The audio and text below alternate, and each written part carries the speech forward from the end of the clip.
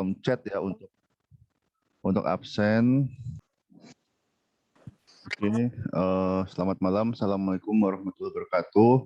Ini pertemuan ke-9 mata kuliah kepemimpinan di program studi S1 Extension. Hari ini kelompok 5 akan mempresentasikan materinya secara live. Oke. Kemudian setelah itu akan ada sesi tanya jawab. Jadi mohon teman-teman sekali lagi yang teman-teman yang non presenter untuk mempersiapkan pertanyaan bagi tim presenter. Kelompok 5 untuk mempersingkat waktu silahkan dimulai presentasinya.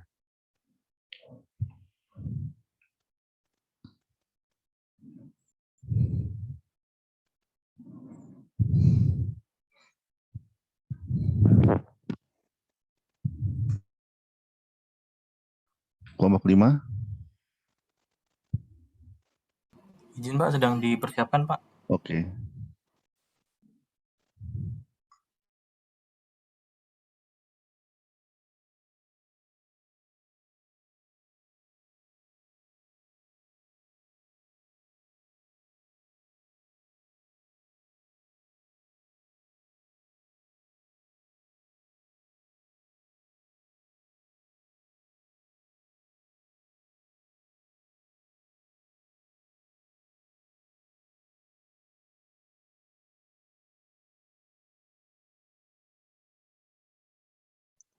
Ya, mohon izin Pak, apa sudah terlihat? Oke, sudah terlihat, silahkan langsung dimulai.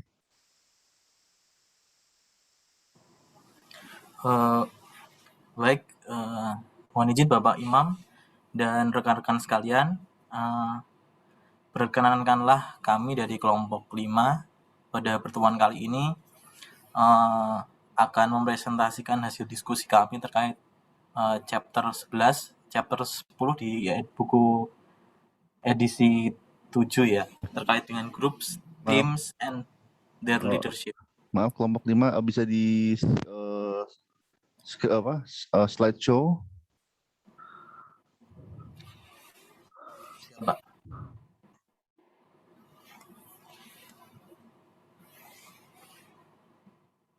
Sebentar Pak, saya matikan sebentar ya Pak, izin sebentar.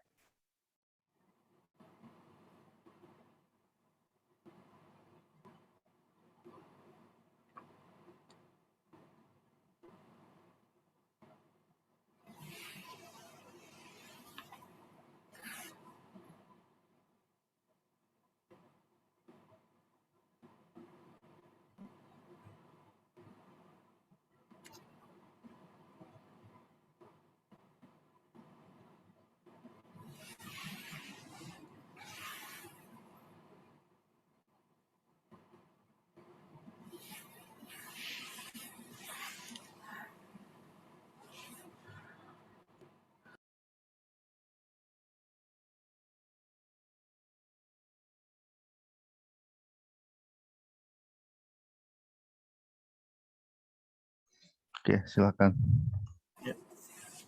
Baik, untuk chapter ini akan dibahas mengenai groups, teams, and their leadership. Untuk subbabnya sendiri nanti akan ada individuals versus groups versus teams, kemudian the nature of groups, kemudian pembahasan terkait teams dan virtual teams. Lanjut.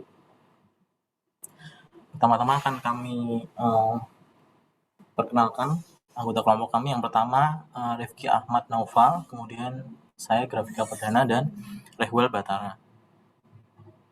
Next. Ya, pokok bahasan pertama yang akan kami bahas yaitu individuals versus groups versus teams. Jadi terkait dengan grup dan tim ini, walaupun keduanya itu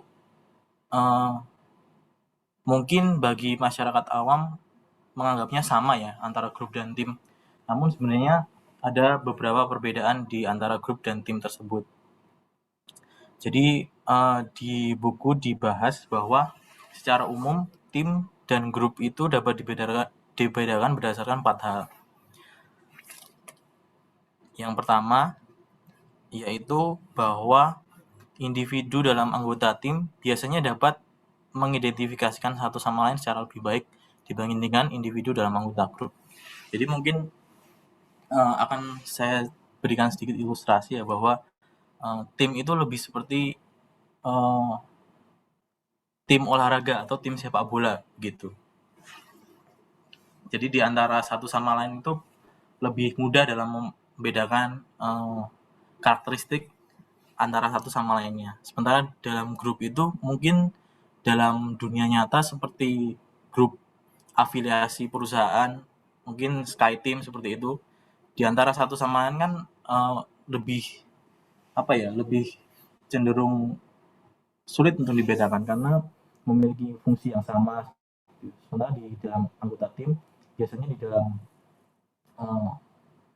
bagian tugasnya itu lebih spesifik seperti itu. Jadi dalam mengidentifikasikan satu sama lain lebih mudah. Kemudian yang kedua, sebuah tim memiliki satu tujuan yang sama atau tugas yang sama. Sementara itu suatu grup cenderung tidak memiliki tujuan yang sama seperti layaknya tim. Karena masing-masing anggota grup mungkin memiliki tujuan masing-masing.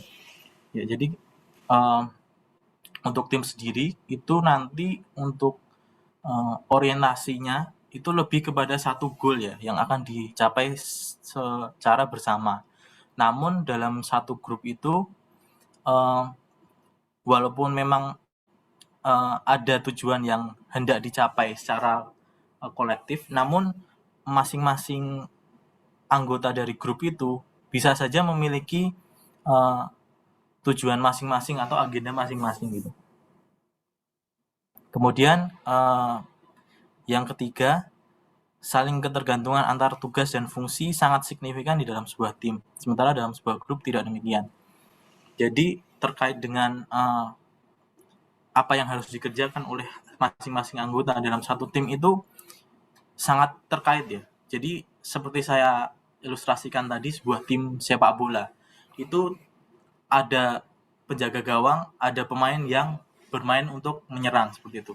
Jadi masing-masing orang itu sudah mendapatkan fungsi yang sangat spesifik. Sementara dalam grup itu cenderung tidak demikian. Kadang dalam sebuah grup terdapat beberapa individu yang mereka tuh memiliki fungsi yang sama. Namun dalam sebuah grup tidak ada pembagian tugas yang lebih spesifik seperti dalam tim. Kemudian yang keempat, masing-masing individu dalam sebuah tim biasanya memiliki tugas dan fungsi yang lebih terspesialisasi ya. Jadi seperti yang sudah disebutkan tadi ya, bahwa ilustrasinya adalah sebuah klub bola. Jadi sementara dalam sebuah tim itu masing-masing anggota timnya itu memiliki spesifikasi tugas yang lebih yang berbeda dari satu sama lain seperti itu. Next. Kemudian the nature of groups atau sifat-sifat dari grup. Ya, untuk grup sendiri itu didefinisikan sebagai dua atau lebih orang yang berinteraksi satu sama lain dalam cara tertentu atau sikap tertentu, sehingga setiap orang dalam grup terpengaruh dan mempengaruhi satu sama lain. Jadi dalam grup ini berbeda dengan tim ya, karena terbatas hanya interaksi yang saling mempengaruhi, bukan saling berikatan satu sama lain seperti itu. Jadi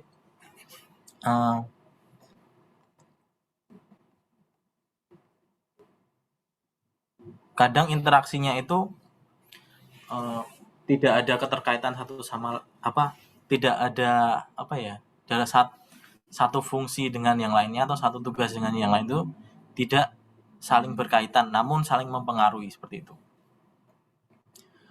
Nah, dalam terkait dengan studi kepemimpinan ya, atau kajian terkait kepemimpinan. Nah, dari pengertian definisi dari grup tadi itu terdapat 3 aspek yang penting yang dapat dipelajari ya. Jadi yang pertama itu adalah adanya hubungan timbal balik atau reciprocal antara leaders and followers.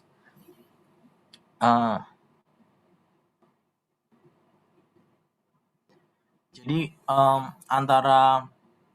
karena di grup tadi sudah didefinisikan bahwa adanya saling mempengaruhi ya. Jadi adanya saling pengaruh antara satu dengan yang lain, maka apabila dalam sebuah grup terdapat seorang leader dan beberapa follower, tentunya akan terjadi juga.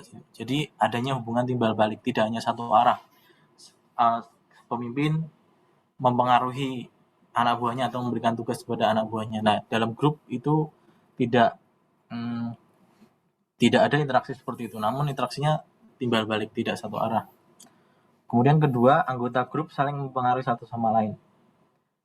Jadi tidak hanya antara leaders and follower, namun antar anggota grup di dalam satu satuan grup itu ya juga saling mempengaruhi satu sama lain. Mungkin balik lagi ya, ilustrasi yang mudah mungkin dalam sebuah grup bola ya, apabila dalam suatu turnamen itu terdapat beberapa tim, nah itu sebenarnya adalah bisa dikatakan sebagai sebuah grup gitu.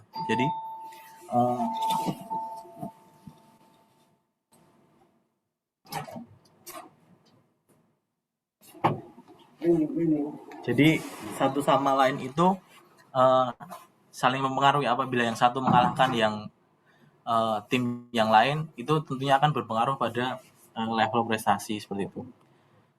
Kemudian ketiga, definisi tersebut tidak membatasi bahwa satu individu hanya tergabung dalam satu grup saja. Ya, jadi dalam definisi tersebut dapat ditarik kesimpulan bahwa satu individu itu tidak hanya terikat satu grup saja, namun dapat juga terikat oleh grup-grup yang lain, tidak terbatas hanya satu saja.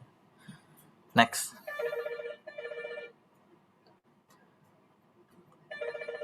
Ya, selanjutnya akan saya jelaskan beberapa karakteristik grup ya, yang dapat mempengaruhi baik dari sisi leaders maupun dari sisi followers. Jadi yang pertama adalah group size atau besaran atau cakupan dari grup itu ya, berapa individu yang tergabung dalam grup. Jadi besaran grup itu akan mempengaruhi bagaimana munculnya suatu pemimpin. Jadi bagaimana, apakah sebuah grup itu kecil atau besar, itu bisa mengaruhi bagaimana suatu pemimpin itu akan muncul dalam grup tersebut dan bagaimana nanti karakter pemimpinnya seperti itu. Kemudian nanti besaran grup ini juga akan memunculkan adanya cliques atau subgroup. Nah, subgroup ini nantinya akan memiliki potensi untuk mempengaruhi grup dalam besaran, dalam cakupan yang besar gitu. Dan ini harus diperhatikan oleh pemimpin, bagaimana mereka mengatur konsentrasi atau tingkatan dari pengaruh subgroup ini atau cliques ini. Kemudian perilaku pemimpin dan efektivitas dari grup itu sendiri juga tentunya akan dipengaruhi oleh besaran dari grup. Karena apabila grup itu termasuk dalam memiliki size yang besar gitu ya, itu tentunya pemimpin itu kebijakan yang diterapkan akan lebih berbeda apabila yang grup yang dipimpin itu memiliki size yang lebih kecil, cenderung lebih kecil, dan efektivitasnya pun akan terpengaruh. Tentunya dengan grup yang jumlah anggotanya besar, itu efektivitasnya akan sangat bergantung dengan kemampuan komunikasi dan kerjasama antar anggotanya. Kemudian developmental stages of group. Jadi dalam sebuah grup itu terdapat 4 stage ya dalam perkembangannya. Jadi tahapan yang pertama itu dimulai dengan forming atau proses pembentukan.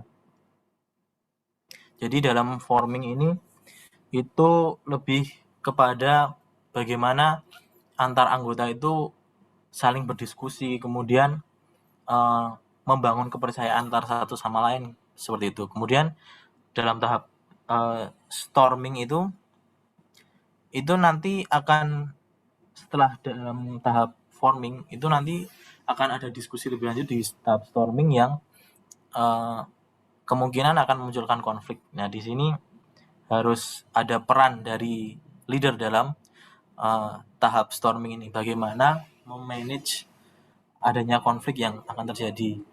Kemudian setelah storming, grup akan melalui tahap norming, ya.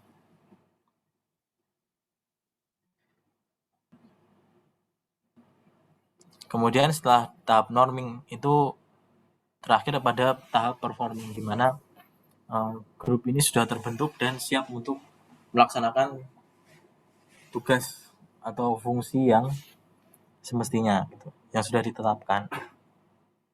Kemudian grup roles. Dalam konteks perilaku pemimpin, terdapat dua bentuk roles atau peran, yaitu task role dan relationship role. Jadi untuk task role sendiri itu lebih kepada how getting the task done. Jadi bagaimana cara menyelesaikan suatu pekerjaan. Sementara untuk relationship role sendiri itu lebih kepada bagaimana menjaga hubungan antar individu dalam sebuah grup tersebut. Nah, terkait dengan role dalam sebuah grup ini dapat terjadi adanya permasalahan, ya, terkait adanya dysfunctional roles dan role conflict.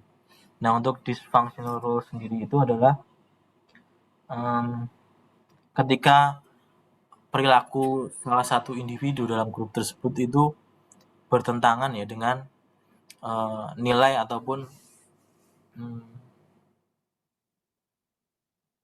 norma yang diterapkan oleh grup tersebut. Kemudian dapat juga terjadi adanya role conflict, di mana role conflict ini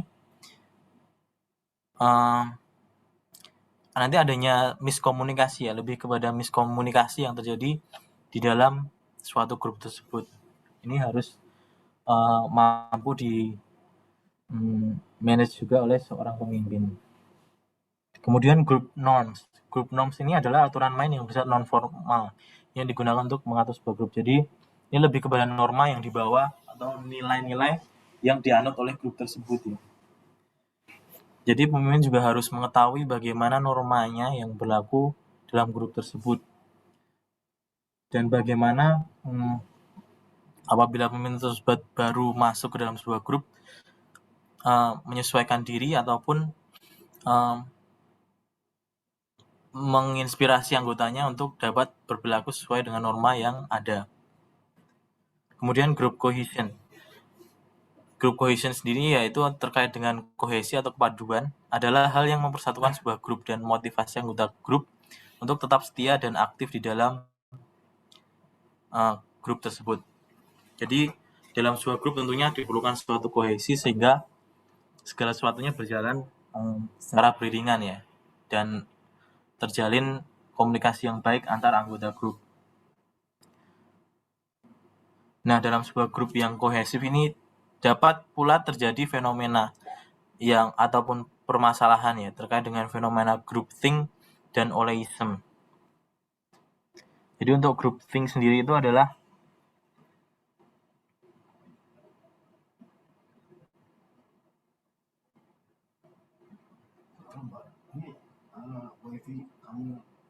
ada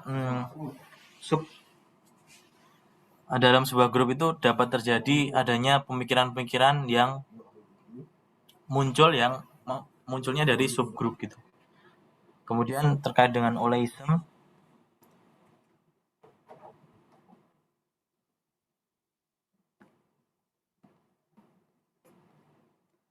itu sendiri adalah bersama a variation of groupthink. Jadi munculnya pemikiran-pemikiran baru dalam sebuah grup tersebut yang nantinya akan berpotensi bertentangan dengan norma dari grup tersebut, dan ini harus diperhatikan oleh pemimpin, gitu. Ya, selanjutnya akan dijelaskan oleh Rifki. Ya, malam teman-teman dan Pak Imam. Selanjutnya saya akan menjelaskan tentang efektif tim karakteristik dan tim building. Nah, jadi karakteristik kunci dari sebuah performa tim itu adalah kalau sebuah tim itu punya misi yang jelas dan dan performa standar yang tinggi. Jadi seperti kalau misalnya contoh klub bola tadi harus punya misi nih, kita mau menangin ini berapa kayak gitu, dan formasinya seperti apa kayak gitu. Lalu pemimpin dari tim yang efektif itu punya harus memberikan banyak waktu untuk memikirkan skill dari teknikal dari tim member itu. Jadi kalau misalnya di klub sepak bola berarti kapten ini harus punya strategi bagaimana mengatur formasi-formasi dan trik-trik teknikal untuk memenangkan pertandingan sepak bola gitu. Lalu pemimpin yang baik juga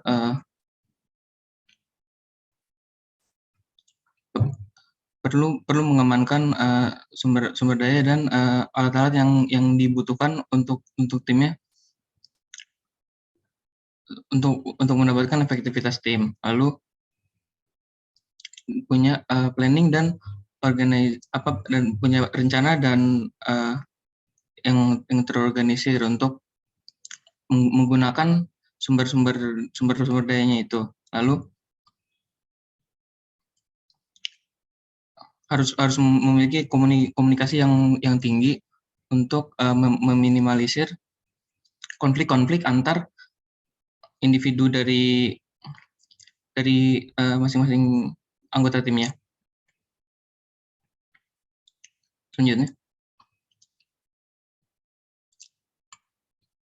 Selanjutnya ada 4 variabel yang dibutuhkan untuk sebuah tim dapat bekerja secara efektif.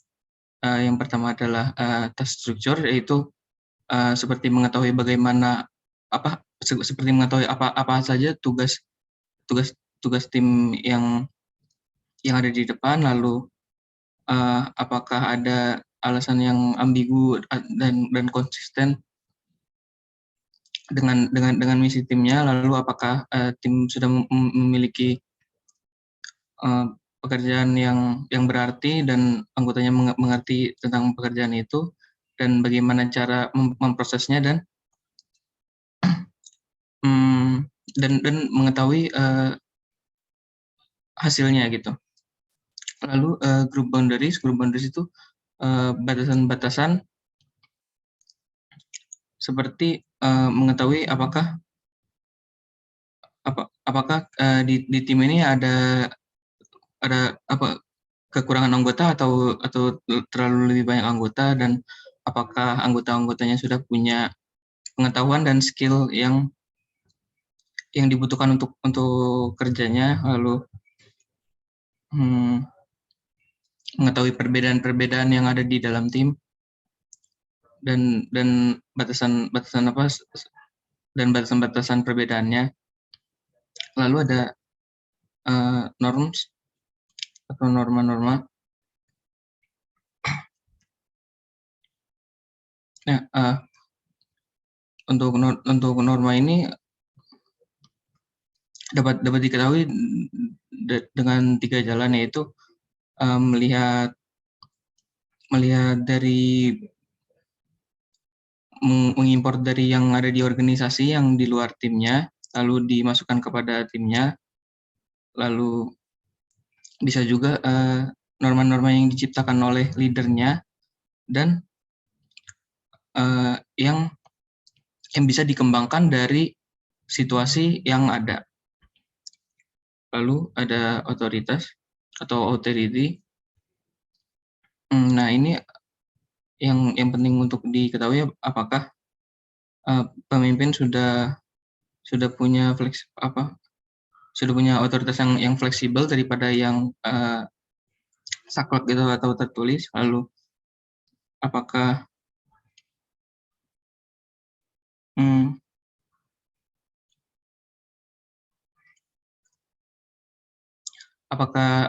tim member sudah nyaman dengan bertanya kepada leadernya dengan decision yang kurang jelas. yang tidak clear jawabannya apa, lalu pendeknya apakah kondisi yang dibuat oleh otoritas dari leader ini sudah matching dengan situasi yang ada. Selanjutnya ada organizational shells atau bentuknya seperti cangkang gitu ya. Jadi norms, task, boundaries, dan authorities tadi itu berasal dari luar atau environment atau lingkungan, dan sebelum masuk kepada tim itu ada lapisan-lapisannya. Yang paling luar itu lapisan industrinya, kemudian masuk kepada organisasinya, kemudian masuk kepada grup-grupnya, dan terakhir ke dalam timnya. Di sini peran leader harus mengetahui semua yang dibutuhkan tadi dari sudah jauh-jauh. Jadi begitu masalah-masalahnya sudah ada di timnya, situasi-situasinya sudah ada di timnya, maka leader sudah harus tahu apa yang harus dilakukan untuk menghadapinya. Selanjutnya,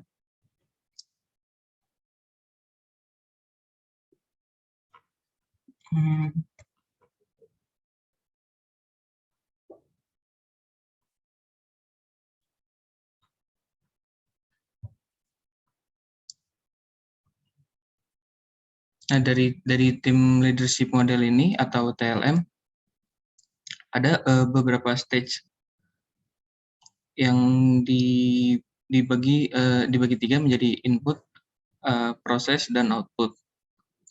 Di sini bentuk gambarnya seperti gunung es yang ada di laut gitu ya. Jadi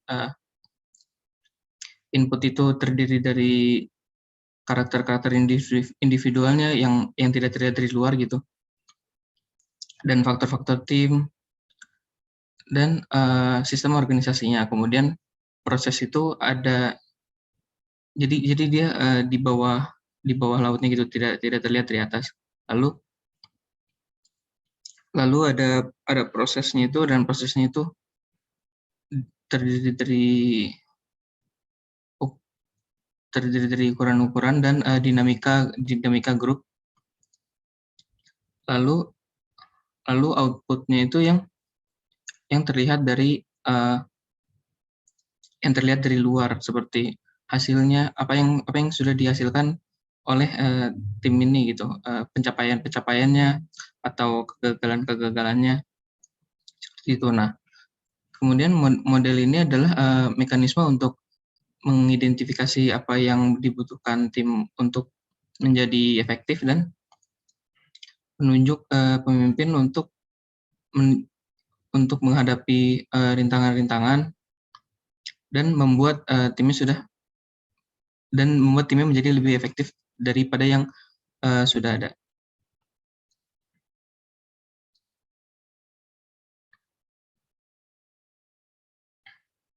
Lalu di sini ada sistem teori yang applied to teams. Di sini ada outputnya itu HPT.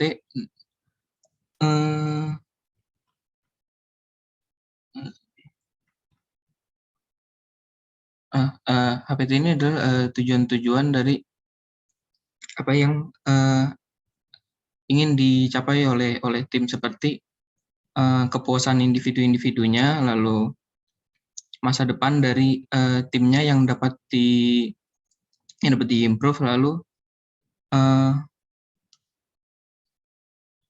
outcome lainnya yang dapat diterima oleh pemegang saham, seperti keuntungan dari proyek-proyeknya seperti itu. Lalu ada proses. Proses ini sangat penting untuk leader khawatirkan, karena berpengaruh kepada outputnya.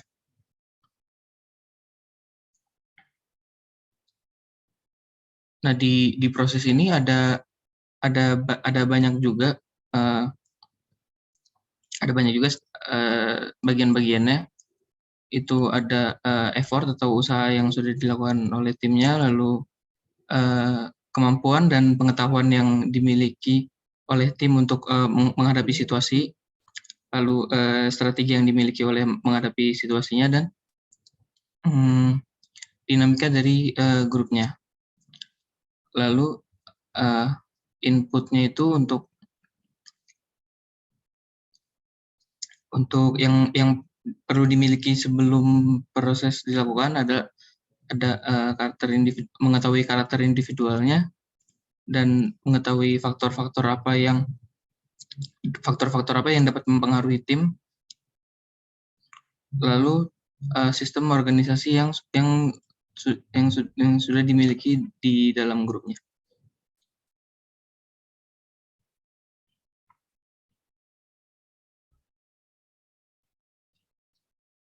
Next. Oh, ini udah dijelaskan sebelumnya tadi. Oke, next.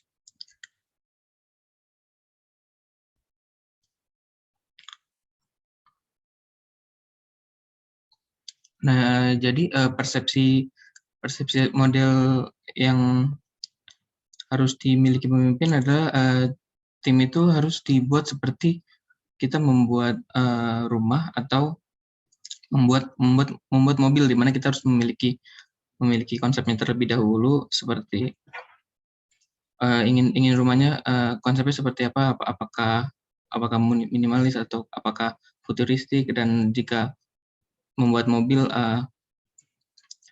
mesin penggeraknya seperti apa, apakah mobil ini digunakan untuk apa, ada perlu berapa seat, seperti itu, seperti konsepnya dulu, lalu desainnya.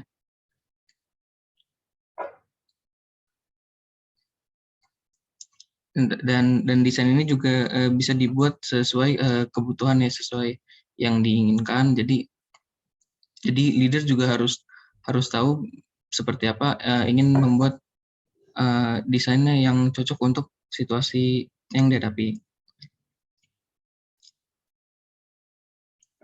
Lalu engineer to do what you want it to do. Jadi membuat jika dalam membuat mobil, berarti buat mobil sesuai yang kita inginkan. Jika kita ingin membangun rumah, berarti perlu mobil bak, seperti itu. Berarti buat baknya di belakang dan ada tempat duduknya di depan hanya 2, seperti itu. Dan memanufakturkan untuk bertemu dengan spesifikasi yang diinginkan. Lalu selanjutnya adalah ada 3 fungsi kritikal yang penting untuk kepemimpinan tim, yang dijelaskan oleh rekan saya, Rewa. Baik, terima kasih Rifki. Selamat malam Pak Imam dan teman-teman. Saya akan coba melanjutkan presentasi kelompok kami. Berikutnya ada 3 fungsi kritikal dari pemimpin dalam suatu organisasi. Fungsi yang pertama adalah dream, di mana suatu pemimpin memiliki fungsi untuk membuat atau mengimajinasikan goals dari organisasi yang dipimpin. Seperti yang tadi dikatakan Rifki, misalnya untuk membuat rumah, kita harus memvisualisasikan mau bagaimana bentuk rumahnya, apa mau minimalis, apa mau sederhana, atau mau luxury. Lalu setelah kita mendapatkan goals-nya, membuat desain dari rumah itu sendiri. Bagaimana interiornya, gimana eksteriornya, membuat kerangka kerja atau proses bagaimana organisasi ini dapat berjalan hingga tujuan dari goals tersebut dapat dijalankan. Lalu fungsi yang terakhir adalah development, di mana pemimpin harus dapat membuat perbaikan atau akan kekurangan-kekurangan pada desain yang dia telah buat, saat berjalannya proses desain tersebut, agar organisasi tersebut dapat mencapai dream-nya tadi dengan lancar. Berikutnya kembali lagi ke yang sudah dijelaskan oleh teman saya Rifki, dalam mendiagnosa dan mengambil rata-rata poin, pemimpin dapat menggunakan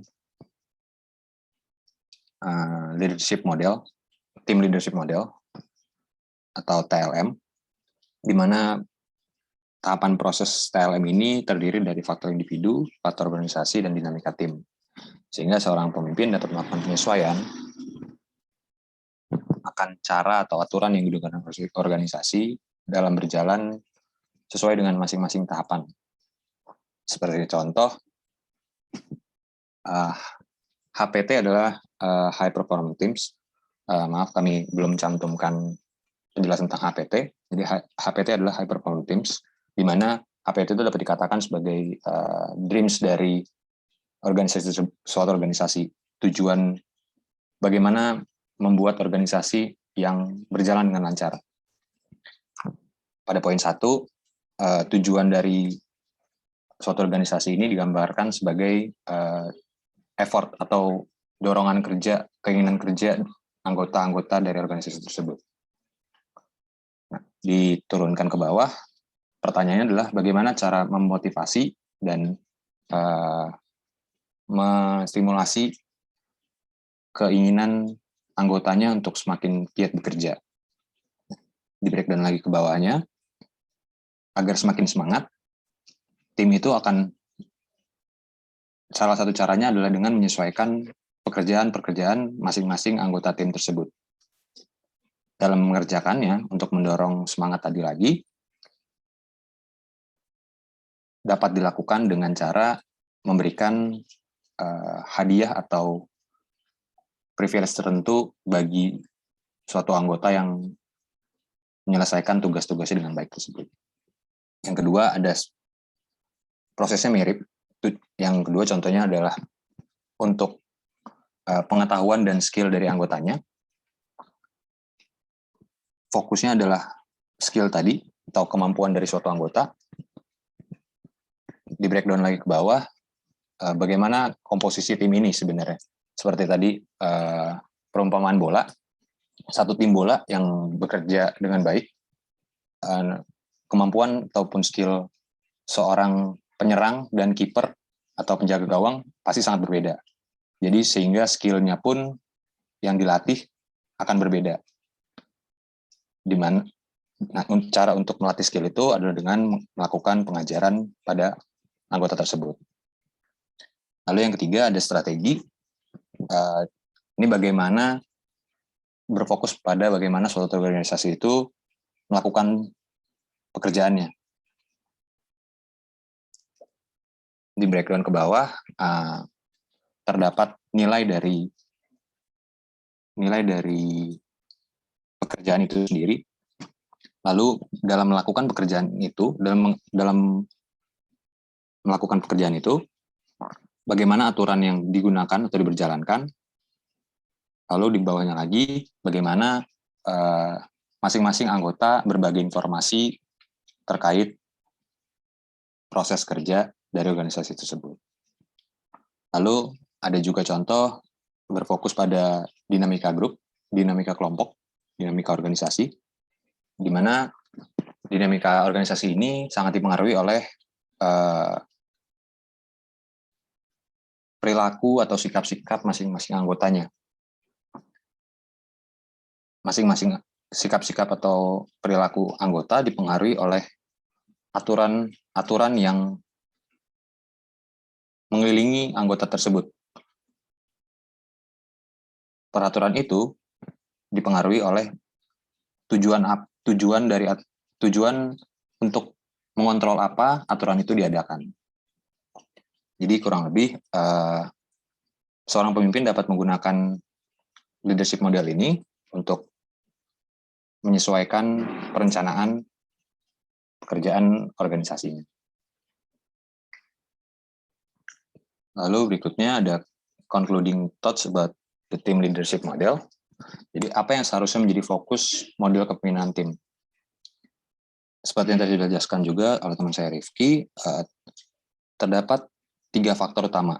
Yang pertama ada leadership-nya, yang kedua ada anggotanya atau followers-nya, dan yang ketiga adalah situasinya, di mana fokus dari seorang pemimpin haruslah kepada irisan yang paling tengah dari gambar yang terdapat di slide, di mana leadership mempengaruhi anggota melalui leadership juga, dan keduanya mempengaruhi juga saling berpengaruh juga dengan situasi, sehingga outcome yang dapat didapatkan dari suatu organisasi dapat berguna bagi klien organisasi tersebut, atau fungsi dari organisasi tersebut dapat berguna dengan baik dan menghasilkan, lalu dapat melangsungkan masa depan dari organisasi tersebut, dan kepuasan dari masing-masing anggota, kepuasan dari organisasi tersebut, baik dari pemimpin maupun anggotanya. Yang terakhir adalah virtual teams, di mana mungkin sebelum pandemi ini virtual teams ini tidak terlalu difokuskan atau tidak terlalu banyak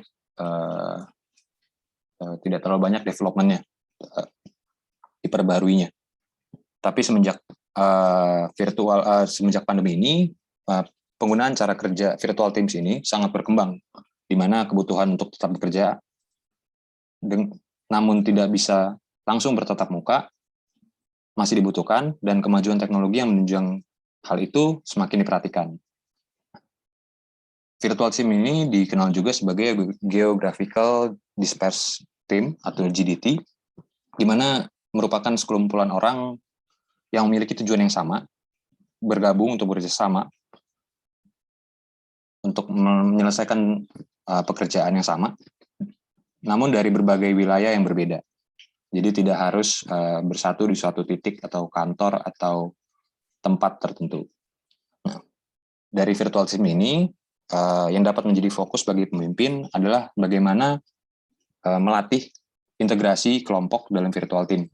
Bagaimana seorang pemimpin dapat mencocokkan anggota-anggotanya, menggabungkan anggota-anggotanya agar dapat berkolaborasi dengan baik dan tidak bermasalah. Lalu yang kedua adalah melatih koneksi anggota kelompok dengan organisasi itu sendiri, di mana pemimpin dapat berfokus untuk menjelaskan apa sih sebenarnya yang organisasi ini lakukan agar anggotanya dapat dengan jelas mengerti apa yang dia kerjakan dan menstimulasi semangat untuk bekerja pada organisasi tersebut. Mungkin sekian presentasi dari kelompok kami, kelompok 5. Terima kasih, dan sekali lagi mohon maaf atas kesalahan, baik tadi kami sempat salah bahan dan kesalahan-kesalahan lain sepanjang presentasi. Selanjutnya kami kembalikan ke Bapak Imam. Terima kasih. Terima kasih kelompok 5 atas presentasinya. Oke, kita buka sesi tanya jawab ya. Silakan. Ada dari kelompok 1, apakah ada yang mau ditanyakan ke kelompok 5?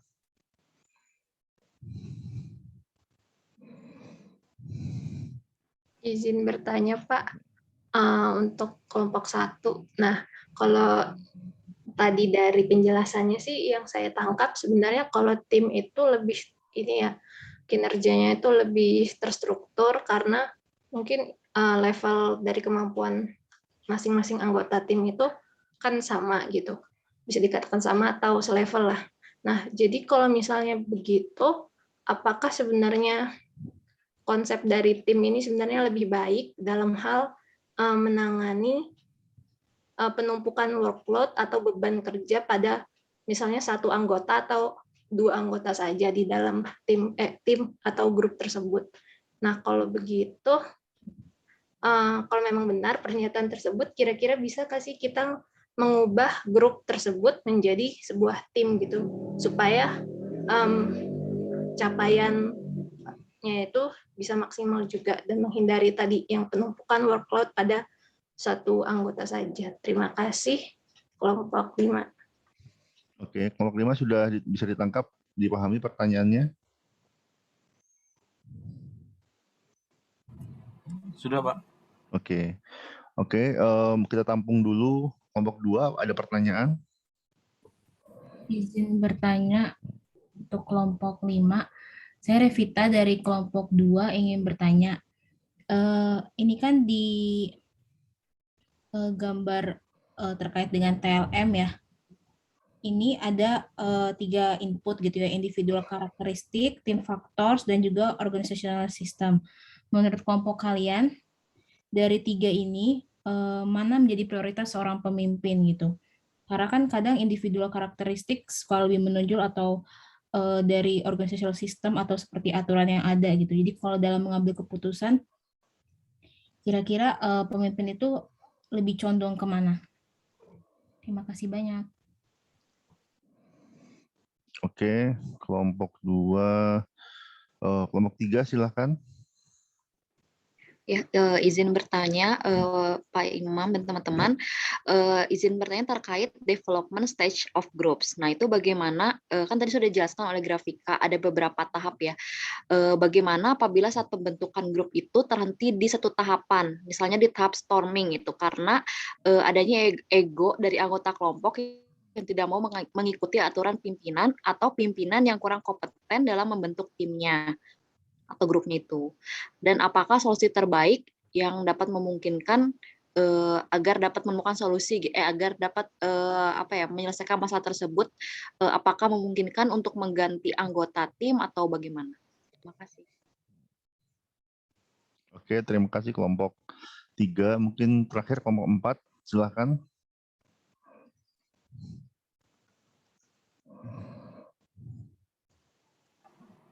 Izin, Pak, untuk kelompok 4 ada di kolom chat, Pak. Oh, oke. Udah dimasukin chat. Oke. Kelompok 5 tolong diambil dari chat ya, pertanyaan dari kelompok 4. Oke. Jadi nanti tolong kelompok 5 setelah ini dirangkum ya Q&A-nya dan dimasukkan ke WhatsApp group. Saya beri kesempatan kelompok 5 untuk membahas. Ini pertanyaan udah dapat semua ya. Sudah jelas ya, nggak ada yang mau ditanyakan lebih lanjut ya. Kelompok 5. Oke, saya buka breakout room-nya.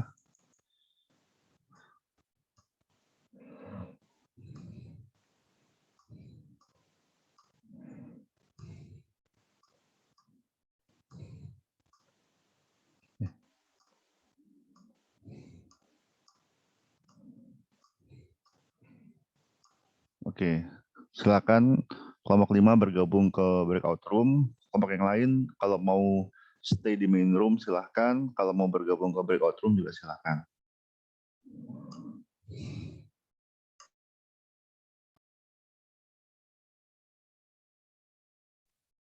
Oke, selamat datang kembali ke main room. Kelompok 5 silahkan dimulai menjawab pertanyaan teman-teman Anda.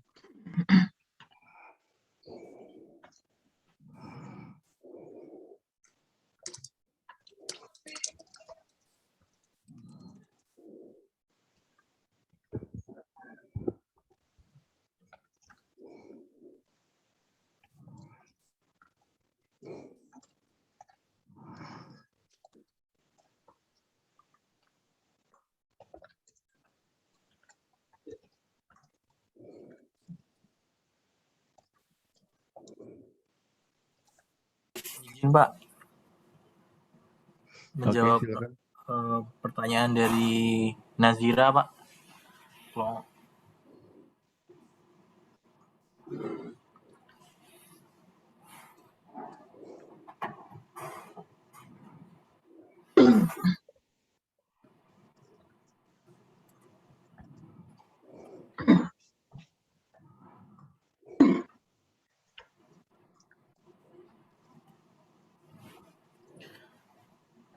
Ya. Untuk pertanyaan dari Nazira, bagaimana jika satu grup berhenti di satu tahap, misal pada tahap storming, karena adanya ego dan tidak mau mengikuti aturan pimpinan. Bagaimana solusinya? Ya, jadi Nazira, untuk tahap-tahap perkembangan dari sebuah grup itu memang tidak dijamin ya bakal pasti terbentuk gitu. Karena ya tadi seperti disebutkan di soalnya, bisa saja antara anggota grup dengan pimpinan itu merasa tidak cocok. Nah, di sini memang sangat penting pada tahapan stormingnya ya. Bahkan dari tahapan forming itu kan sudah dimulai adanya conversation, kemudian diskusi-diskusi itu bagaimana antara kelompok dan pimpinan menyelaraskan dan membangun ide itu harus benar-benar dilakukan dengan baik gitu. Sehingga ketika pada tahap stormingnya itu sudah tinggal finishing saja. Jadi sudah tidak ada lagi istilahnya konflik yang signifikan gitu. Nah, memang ketika kita merujuk pada buku ya, dalam tahap norming setelah storming itu memang norming itu mungkin seperti istilahnya normalisasi ya, bagaimana menormalkan ide-ide yang berbeda dan konflik-konflik yang timbul dari storming itu menjadi akhirnya terbentuk suatu grup gitu. Nah, dalam tahap norming ini memang peran pimpinan sangat vital. Jadi apabila disebutkan pada tahap storming adanya ego yang tidak mau mengikuti aturan pimpinan, ya pimpinan harus mampu mengambil keputusan pada saat normingnya gitu ya. Jadi apakah ketika mempertahankan anggota grup tersebut nantinya grup akan menjadi baik atau tidak, kemudian apabila berusaha untuk mengganti anggota grup tersebut nantinya grup akan terbentuk atau tidak, itu berada di tangan pimpinan gitu. Jadi tergantung pimpinan memutuskan arah sebenarnya dibentuk grup itu untuk apa sih gitu. Itu untuk solusinya sendiri ya tergantung bagaimana grup itu dibentuk, tujuannya untuk apa gitu. Apabila memang ada satu orang yang sangat resisten, tidak mau bergabung dengan grup tersebut, tidak mau mematuhi norma yang berlaku, tujuan dari grup itu ya mungkin lebih baik mencari pengganti lah istilahnya dari pribadi yang bersangkutan gitu. Mungkin itu dari dari teman-teman kelompok saya. Mungkin ada yang mau menambahkan atau Pak Imam mungkin. Oke, Itu nanti, Pak jawaban dari saya. Terima kasih. Oke, terima kasih kelompok 5. Dari Nazira gimana? Ada tanggapan?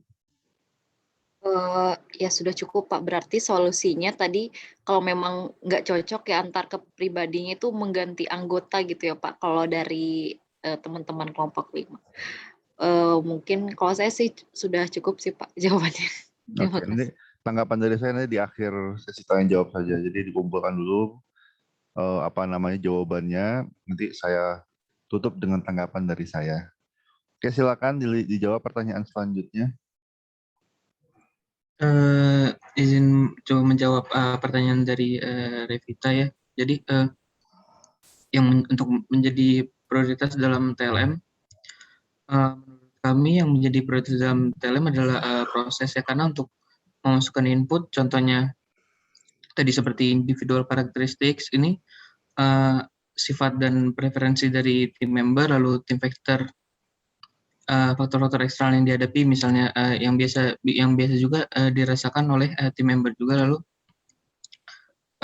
organizational system, contoh seperti dalam perusahaan bisa berupa flowchart bisnis dan industri dari perusahaan, dan biasanya ini sudah tertulis oleh perusahaan secara grup gitu. Jadi ini memang hal yang penting diketahui oleh pemimpin, namun terkadang hal-hal ini dapat diidentifikasi oleh tim member juga. Jadi yang harus menjadi prioritas seorang pemimpin itu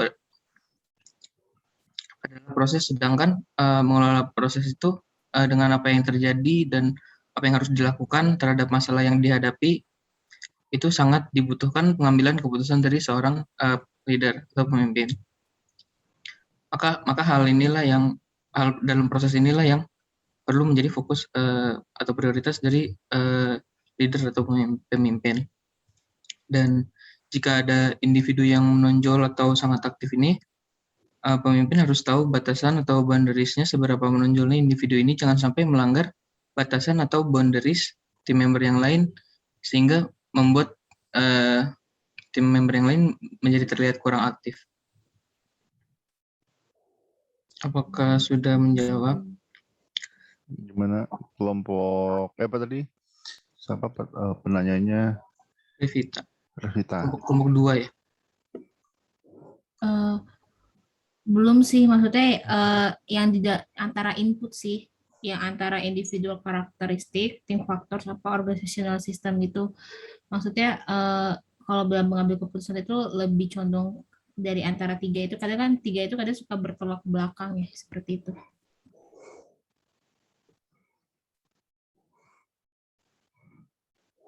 Gimana? Kelompok 5. Jadi apa namanya? Ketika bertolak belakang begitu, yang jadi prioritas adalah tadi individu. Oke, baik-baik. Kalau gitu menurut saya mungkin tim factors ya, karena itu lebih dekat kepada apa yang dihadapi atau masalah yang dihadapi perusahaan sekarang yang akan menjadi output itu. Sedangkan individual karakteristik itu sepertinya masih bisa dikesampingkan dan bisa dilakukan adjustment atau perubahan.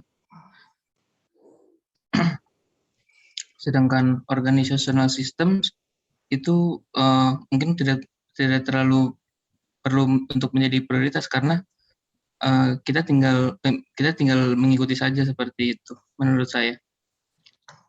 Oke, gimana Revita, sudah apa ada tanggapan? Siap Pak, sudah menjawab. Oke. Mungkin bisa dijawab yang lain. Ini tadi Alda sudah dikasih di chat ya pertanyaannya.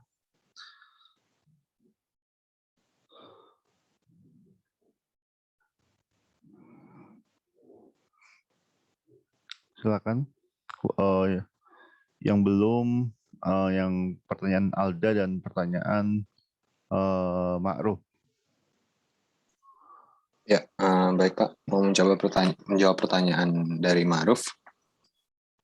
Ya, Mas Ma'ruf bertanya mengenai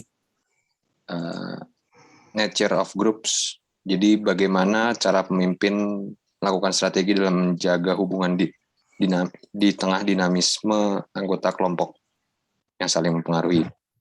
Nah, jadi mungkin dari kelompok kami jawabannya lebih berfokus untuk memperkuat hubungan interpersonal antara masing-masing anggotanya. Jadi mungkin dengan memperkuat hubungan atau bonding antara masing-masing anggota, kemungkinan permasalahan terjadi semakin kecil dan berjalannya suatu organisasi akan semakin lancar. Nah, cara-cara yang bisa dilakukan suatu pemimpin mungkin salah satunya dengan organization bonding tadi, misalnya contohnya outing atau retreat yang dilakukan suatu kelompok kerja biasanya. Terus bisa juga dengan meningkatkan komunikasi yang baik dalam hal berbicara maupun mendengarkan. Jadi memperkuat budaya berbicara dan mendengarkan dengan baik di organisasi tersebut. Lalu yang tadi sudah seperti dibahas juga di tim leadership model, jika tujuannya untuk tujuan high performance teams-nya adalah untuk dinamika kelompok agar kelompok itu bisa berjalan lancar. Persoalannya adalah dinamika kelompok. Yang pertama harus breakdown itu yaitu tadi interpersonal behavior atau perilaku anggotanya. Nah, perilaku anggota itu dapat dikontrol dengan melakukan aturan-aturan atau cara main yang sesuai untuk bisa memperlancar bahkan mengurangi kecenderungan konflik terjadi di antara anggota-anggotanya. Misalnya contohnya di tempat saya boleh datang ke kantor, datang ke tempat kerja untuk dengan berpakaian kaos. Celana panjang tetap harus, cuma boleh kaos. Lalu ngomong sama siapapun, baik dari atas ke bawah, samping ke samping, ngomongnya luas saja, ngomongnya vulgar, sevulgar-vulgarnya. Jadi budaya kerja organisasinya asik, cukup menyenangkan, sehingga kebersamaan antar anggotanya juga semakin erat. Jadi bisa memperkecil juga tadi kecenderungan untuk terjadinya konflik. Nah, pemimpin juga ada juga faktor dari kepemimpinan yang karismatik. Kalau nggak salah kita pernah bahas di chapter sebelumnya, kepemimpinan karismatik itu dapat membuat anggotanya menyukai pemimpinnya atau bahkan mengidolakan pemimpinnya, sehingga kecenderungan konflik tadi juga antara anggotanya semakin merendah karena dia suka sama pemimpinnya dan suka sama organisasinya. Pemimpin yang karismatik tuh baik dari gestur, cara bicara, bahkan sampai cara berjalan aja bisa mempunyai pengaruh, walaupun mungkin nggak terlalu signifikan. Nah, kalau tadi kita bicara tentang sebelum konflik, misalnya setelah terjadi konflik, mungkin cara pemimpin bisa menyelesaikan konflik antar anggotanya itu adalah dengan mempertemukan anggota tersebut. Ya mungkin jadinya ice breaking antara kedua belah pihak yang saling bermasalah dengan ditengahi oleh pemimpin tersebut. Mungkin itu jawaban yang bisa kelompok kami berikan. Semoga bisa menjawab. Oke, gimana Mas Ma'ruf? Gimana? Apakah ada tanggapan? Oke, mungkin bisa lanjut ke pertanyaan Alda.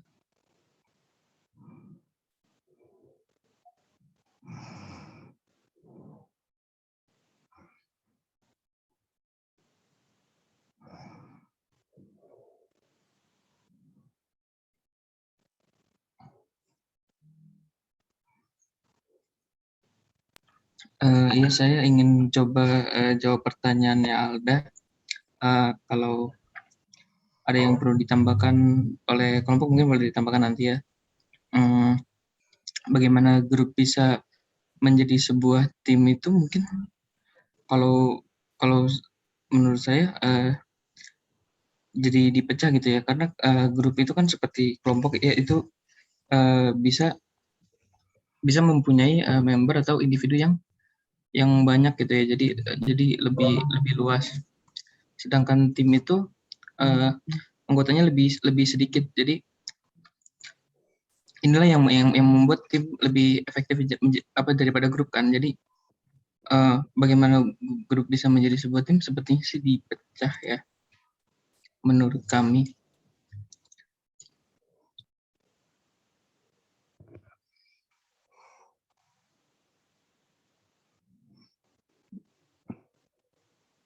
Apakah hanya dipecah saja? Mungkin atau gimana? Ada yang mau Coba tambah? menambahkan, Pak.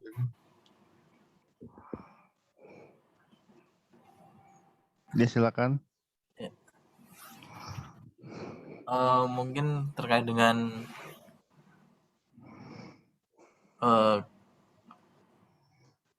jadi kembali lagi ke perbedaan utama antara grup dengan tim ya. Jadi untuk tim itu sendiri memang memiliki satu tujuan yang hendak dicapai oleh masing-masing individu dalam tim tersebut. Jadi memang untuk merubah suatu grup menjadi suatu tim itu harus ditentukan terlebih dahulu tujuan apa yang hendak dicapai, sehingga nanti akan bisa dilakukan pembagian tugas dan role masing-masing anggotanya, dan nanti dalam melakukan tugasnya bisa secara sistematik, lebih sistematik ya. Seperti itu. Oke. Gimana Alda? Ada tanggapan? Cukup mungkin ya Pak ya. Mungkin nanti ditambahkan sama Pak Imam juga. Sementara ini mungkin cukup sampai. Oke. Jadi saya tanggapin ya dari jawaban pertanyaan dan jawaban dari sesi ini. Jadi tadi tentang pertanyaan Alda ya. Mungkin kita mulai dari apa sih perbedaan antara grup dengan tim? Intinya tidak semua grup adalah tim. Walaupun setiap grup ada potensi untuk menjadi tim. Dan biasanya merubah sebuah grup menjadi tim itu bukan sekedar size, bukan sekedar grup size, tapi ada sebuah proses panjang yang mungkin membutuhkan biaya ya dari sisi waktu dan energi dan juga mungkin finansial sebelum sebuah grup itu bisa menjadi sebuah tim. Intinya adalah sebuah grup itu hanya bertujuan untuk mencapai tujuan. Ada goals yang ingin dicapai, begitu dia mencapai goals-nya selesai. Itu tujuan tim telah tercapai, tujuan grup telah tercapai. Sedangkan tim itu tidak sekedar mencapai tujuan, tapi mencapai tujuan dengan performance yang maksimal begitu. Jadi kalau grup biasanya selama mencapai target udah selesai, tapi tidak ada atau belum ada push untuk exceed the expectation atau melebihi target, melebihi ekspektasi. Itu tidak ada drive-nya pada kelompok.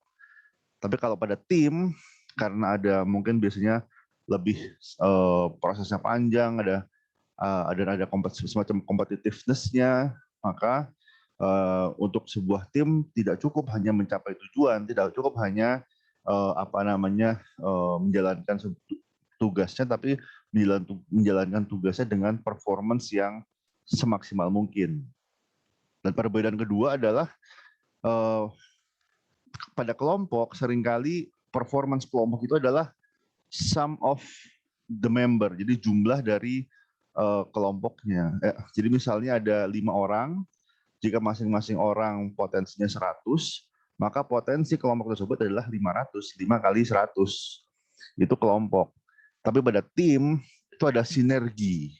Ada sinergi yang ya tadi tidak instan. Membentuk sebuah tim itu tidak instan, membutuhkan proses panjang, membutuhkan mungkin trial and error, mungkin ada fase-fase di mana performance-nya malah lebih rendah dari tim, tapi at the end of that process, hasil kinerja sebuah tim itu melebihi jumlah dari masing-masing anggotanya. Artinya ada 5 orang anggota tim, masing-masing potensinya 100, tetapi kinerja tim tersebut bisa mencapai 700, 800, 900. Melebihi ekspektasi, melebihi potensi individu. Kenapa bisa melebihi potensi individu? Karena ada sinergi. Termasuk diantaranya peran dari pemimpin. Pemimpin dalam grup dan pemimpin dalam tim berbeda. Biasanya pemimpin yang ada dalam tim itu dia lebih engage, lebih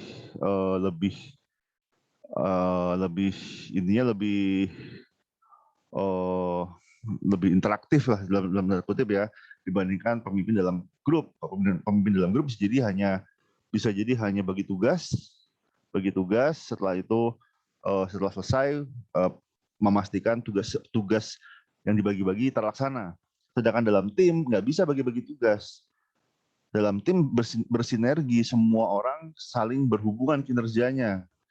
Jadi dan ketika ada satu yang mungkin underperform, yang lain harus bisa mengcover kekurangannya. Jadi lebih potensi konflik lebih tinggi pada tim ya, karena nggak sekedar bagi tugas, tetapi potensi performance-nya juga lebih tinggi. Jadi high risk, high return. Dan itu sekali lagi bukan proses yang sederhana, sehingga tidak semua grup worth it untuk dijadikan tim. Ada beberapa grup yang memang asal dia selesai tugasnya, udah selesai. Gitu. Karena mungkin tidak cukup waktu, tidak cukup energi untuk merubah sebuah grup agar bisa bersinergi menjadi tim. Itu perbedaan paling mendasar antara grup dengan tim. Nah, jadi mengurangi penumpukan beban kerja, ya kalau pada grup simply dengan bagi tugas, pastikan tidak ada free rider. Kemudian jadi kalau untuk mengurangi penumpukan workload dalam grup juga bisa sebetulnya, tidak ada masalah dengan grup dan tim. Akan tetapi pada tim workload itu tidak dibagi, tapi benar-benar ditanggung bersama, tanggung renteng ya gotong royong. Jadi itu shared, bukan pembagian, bukan division of labor, tapi sharing of responsibility begitu. Itu yang membedakan antara grup dengan tim. Jadi memang membutuhkan perubahan paradigma, bahwa saya di sini bukan sekedar anggota kelompok, saya benar-benar harus jadi bagian dari tim, harus tidak hanya membawa tugas saya, tapi juga bisa bersinergi dengan seluruh anggota tim. Kemudian tadi untuk dari Revita ya, sebetulnya mana yang jadi prioritas sebetulnya nomor satu adalah justru menurut saya ya, itu sistem organisasi. Kenapa? Karena itu adalah sebuah hal yang given. Jadi nggak bisa diotak-atik. Kita berada dalam sebuah sistem organisasi, jadi tim kita harus menyesuaikan, harus mengikuti aturan dari organisasi tersebut. Jadi ada, misal sebagai contoh, ada tim yang sudah ditunjuk, kamu jadi tim leader. Ada juga tim yang dibiarkan membentuk sendiri atau menunjuk sendiri timnya. Jadi ada tim yang memiliki waktu terbatas, dikasih target, kamu tim ini hanya atau grup ini hanya hanya ditugaskan selama setahun. Setelah setahun selesai nggak selesai udah bubar. Ada juga yang dia terus menerus. Jadi itu sistem organisasi, kita nggak bisa merubah-rubah hal tersebut. Biasanya sebagai anggota tim menjalankan sistemnya. Nah, yang bisa dirubah-rubah, yang bisa lebih fleksibel, mungkin itu adalah faktor individu dan faktor tim. Nah di antara dua ini, di antara individu dan tim, yang lebih utama adalah tadi, karena ini sinergi ya, kita tidak, artinya bukan hanya kemampuan individu, tetapi bagaimana antar individu tadi bisa bekerja sama, bisa bekerja sama sebagai sebuah tim. Artinya banyak kasus, banyak kejadian grup-grup yang beranggotakan individu yang star performer, yang bertalenta tinggi, tapi gagal menjadi tim. Kenapa? Di antaranya faktor chemistry, kecocokan, faktor kemampuan kerjasama, mungkin dia sangat kompeten tapi dia nggak bisa bekerja sama, ya itu yang membuat gagal untuk perform, gagal menjadi tim yang high performing. Sehingga menurut saya ya, individu penting, faktor individu penting, tapi tetap faktor kelompok dalam hal ini lebih berperan terhadap kinerja dibandingkan individu. Artinya bisa jadi ada orang yang kemampuannya pas-pasan, tapi orang tersebut mampu membuat timnya jalan. Tim orang yang seperti ini, individu yang seperti ini lebih berharga bagi tim ketimbang seorang star player, seorang yang mungkin sangat spesialis, sangat ahli di bidangnya, tapi dia bukan team player. Sehingga ya tadi malah jadi merusak, toxic gitu. Ini istilah yang saya suka ya, toxic. Toxic sini termasuk toxic team member gitu. Ketika ada anggota yang bukannya membantu, bukannya memperkuat sinergi, malah merusak sinergi. Nah, ada orang seperti itu yang dysfunctional. Itu terjadi, dan ya ketika ada orang seperti itu harus diidentifikasi dari awal, dan ya kalau memang memungkinkan ditukar dengan orang lain yang tidak toksik, Atau kalau memang nggak bisa artinya sudah given, sudah fix, nggak bisa diapa-apakan, ya mau nggak mau dipakai damage mitigation. Gimana caranya dikasih tugas, dikasih tanggung jawab yang jangan jadi damage control ya. Sudah nggak bisa diapa-apain lagi, penugasan sudah fix. Ya kalau begitu orang ini jangan sampai dikasih tanggung jawab yang bisa merusak kinerja tim. Ya mungkin kasih kerjaan yang kadang-kadang ada busy work, kerjaan-kerjaan yang sebenarnya tidak relevan, tapi kadang-kadang diadakan untuk damage control tadi. Mungkin ada orang-orang yang bermasalah, yang kalau dikasih tanggung jawab malah merusak kinerja kelompok yang seperti ini. Ini tidak ideal, tapi praktisnya it happens gitu. It happens ketika ada orang-orang yang kalau dilibatkan malah merusak kinerja, malah mengacaukan kerja tim, ya, dan nggak bisa dikembalikan ke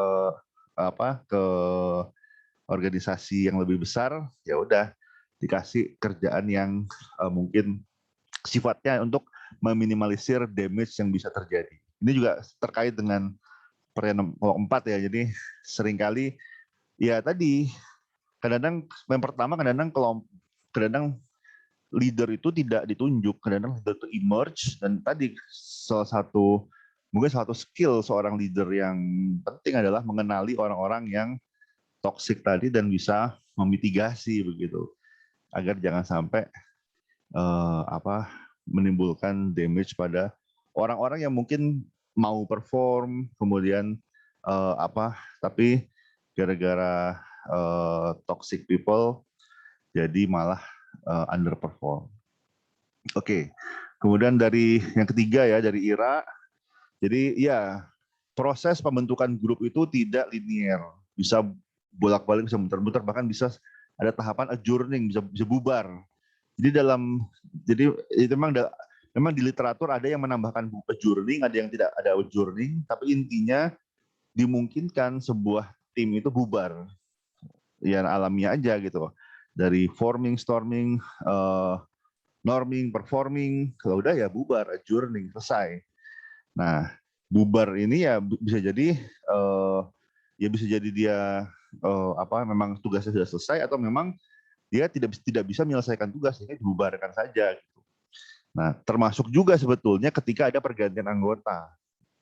Jadi ketika ada pergantian anggota, misalnya di sini ada satu orang yang tidak mau mengikuti aturan pemimpin, tidak mau mengikuti aturan kelompok, artinya dia toksik tadi ya, kalau bisa dikembalikan. Jadi artinya timnya dirombak begitu. Tapi sebetulnya dari sudut pandang proses pembentukan tim, ketika terjadi penggantian anggota, penambahan atau pengurangan anggota, itu seakan-akan timnya mulai lagi dari awal, dari forming. Jadi prosesnya di reset. Setiap kali ada perubahan anggota, prosesnya di reset, balik lagi dari norming, dari forming lagi. Kenapa? Karena ya tadi tergantung siapa yang diganti juga. Kalau yang diganti itu orang yang tim leader, jelas perubahannya bisa dari awal. Terus, tapi kalaupun bukan tim leader, kalaupun hanya mungkin salah satu membernya ya, ketika penggantinya itu orang yang dominan atau memiliki sudut pandangnya sendiri, tetap pasti melalui storming dan norming kembali begitu. Jadi efektif ketika terjadi penambahan atau pengurangan anggota, maka proses pembentukannya dimulai dari forming kembali. Dan itu tidak linear, itu jadi di tengah-tengah tiba-tiba belum performing sudah balik ke forming lagi karena ada penambahan, ada pengurangan dan seterusnya. Begitu. Ya, dalam kondisi ideal dari awal, dari forming sudah dipilih individu-individu yang bisa bekerja sama, yang bisa perform, kemudian chemistry-nya bagus, ada jadi kompak begitu ya. Tapi kompak juga ada dark side-nya juga. Jadi nggak semua tim yang kompak itu bagus. Nanti akan sudah dijelaskan sebenarnya ada groupthink dan ada oleism. Itu penyakit dari tim yang terlalu kompak. Nah, tapi nggak kompak salah, nggak terlalu kompak juga salah. Jadi jadi ada sweet spot di tengah-tengah kekompakan itu yang dia ideal gitu ya. Nah, nah tetapi intinya itu idealnya agar lancar dari forming sudah dipikirkan. Jadi ketika kita membentuk tim nggak sembarangan, tidak yang penting performance-nya bagus atau talentnya bagus, tapi kita nggak mempertimbangkan kepribadiannya, mungkin skill komunikasinya, skill kerjasamanya dan seterusnya. Jadi ya mungkin itu ya. Jadi tim itu dimulai dari forming, gitu. dari komposisinya. Nah kalau sudah terbentuk ya sekarang gimana caranya agar bisa kerjasama. Kemudian tadi yang keempat ya tadi bagaimana cara melakukan strategi. Ya intinya kita ingin menjaga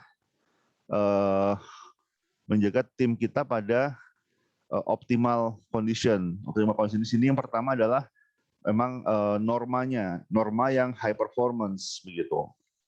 Jadi kekompakan itu nomor 2. Kompak tapi norma performance-nya rendah, maka nggak bagus. Kompak nggak perform. Kompak malas-malasan misalnya, atau kompak melakukan misalnya kompak bolos gitu. Kompak gitu.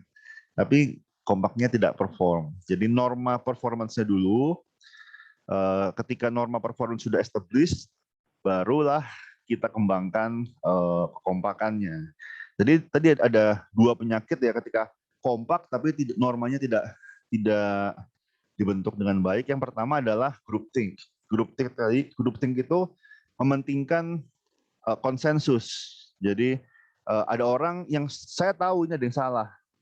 Saya tahu ada permasalahan. Tapi kalau saya ngomong, saya akan dianggap merusak konsensus, nggak kompak gitu. Itu groupthink. Dan ini menimbulkan banyak kejadian musibah besar. Misalnya meledaknya pesawat ulang-alik Challenger kalau nggak salah. Jadi ada engineer NASA yang tahu ada masalah, tapi dia udah kompak dan sudah sukses. Jadi udah sekian kali peluncuran sukses, nggak ada masalah. Yang kesekian kali peluncurannya kesekian kali ada engineer yang tahu ada masalah, tapi dia diem aja, begitu. Kalau dia ngomong, dia akan mungkin dia khawatir dia akan dihukum secara sosial ya, dihukum secara sosial sebagai ini orang cari masalah begitu. Jadi salah satu norma high performance adalah speak up gitu, jangan diem aja. Ketika ada masalah ngomong, ketika ada bahkan masalah dari internal maupun eksternal, ketika ada hal yang perlu diperbaiki, speak up begitu, jangan diem aja. Artinya high performance team itu bukan yang harmonis, adem ayem, bukan yang seperti itu juga. Ada diskusi, ada konflik. Konflik itu tidak pada level optimal, konflik itu tidak merusak performance. Bahkan konflik ketika terlalu tinggi atau terlalu rendah, baru performance jelek. Terlalu tinggi berantem mulu nggak kerja. Terlalu rendah, ketika ada masalah diem aja. Yang penting saya harmonis, yang penting saya akur sama teman-teman. Itu groupthink.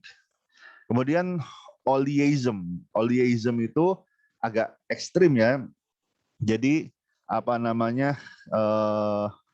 Oleism itu jadi kesetiaan atau loyalitas bawahan terhadap pimpinan yang berlebihan, yang fanatik sehingga mereka membenarkan tindakan ilegal atau tindakan yang melanggar hukum.